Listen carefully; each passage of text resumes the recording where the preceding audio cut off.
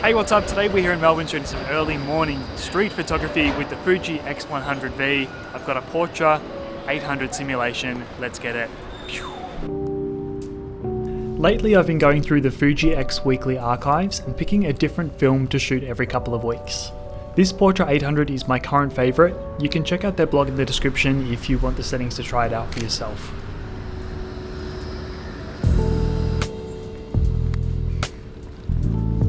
The main characteristics that come to mind when I think of Portra 800 as a film is nice, warm, pastel-y kind of tones. It has a little more grain to it than a Portra 600 or the fan favourite Portra 400, but the grain has a really nice, soft quality to it.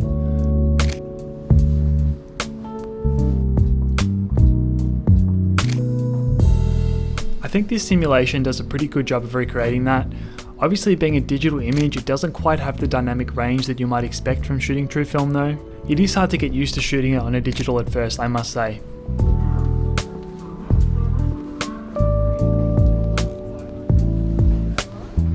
Another quirk that we often don't think about as digital photographers is that a given film is going to have a set white balance. In this case, if you stray too far from daylight, you're going to have a colour cast, particularly if you shoot indoors or later in the day.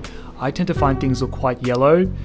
I might be pointing out the obvious here, but it's just something we have to get our head around as digital photographers. We often shoot in auto white balance, or regardless, we just correct our colour temperature later in post, and you really have to give it a few days to get used to shooting this way. To be honest, it's not unattractive, and I just think it's something to keep in the back of your mind. If anything, I actually prefer a warmer feel in just about any situation.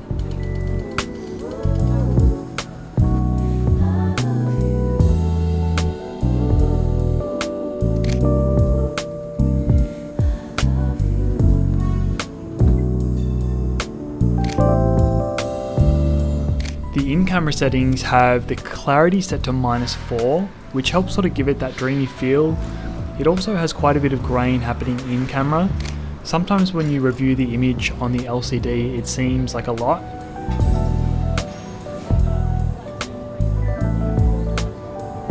On the computer or phone though, it holds up really well, and I would recommend shooting this preset on JPEG only so you don't feel FOMO by looking at your sharp, clear, raw files.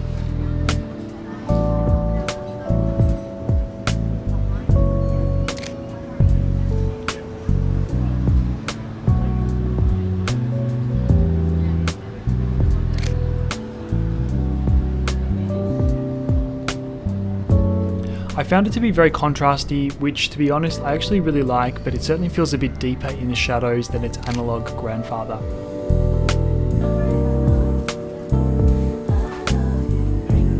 Overall, I'm really happy with how the shots look out of camera. If I'm shooting JPEGs, it's generally something that is purely for just enjoyment, and as baked in looks go, it's really fun to use, and it gives your daily snapshots that sort of instant punch of dreamy nostalgia. It really makes snapping away at a family barbecue feel fun and a bit more deliberate in that 35mm kind of way.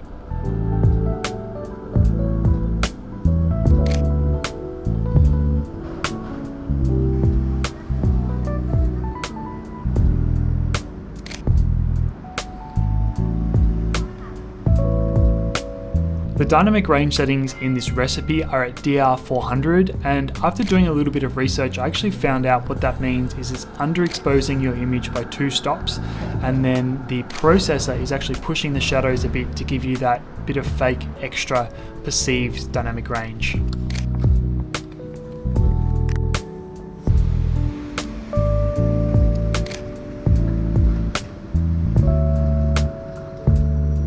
I actually quite like the effect, and although I think it might be a little bit harsh, and perhaps that just means I have to compensate and overexpose a little bit now, I actually think it's quite a good idea and it's quite a good interpretation, because those smooth blown out highlights is something that you just can't achieve with a digital camera.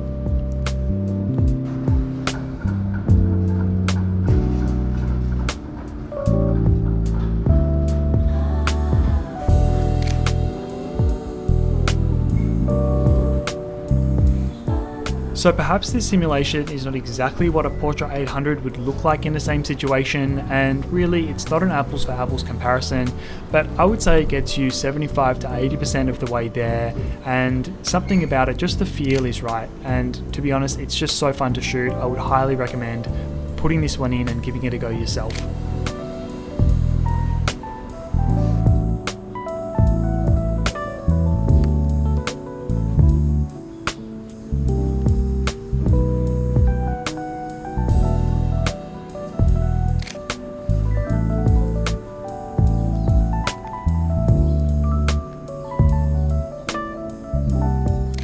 Have a look at the shots now against some of the raw files that I've edited in Capture One.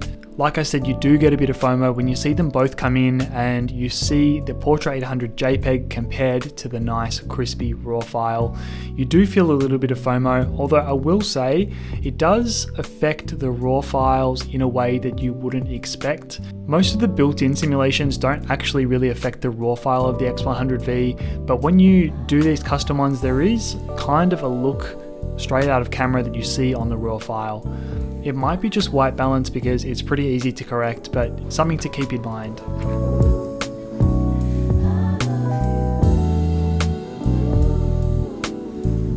I think this look is going to be in my X100V rotation for quite some time, and to be honest, it's perhaps the best Fujixweekly simulation that I've found.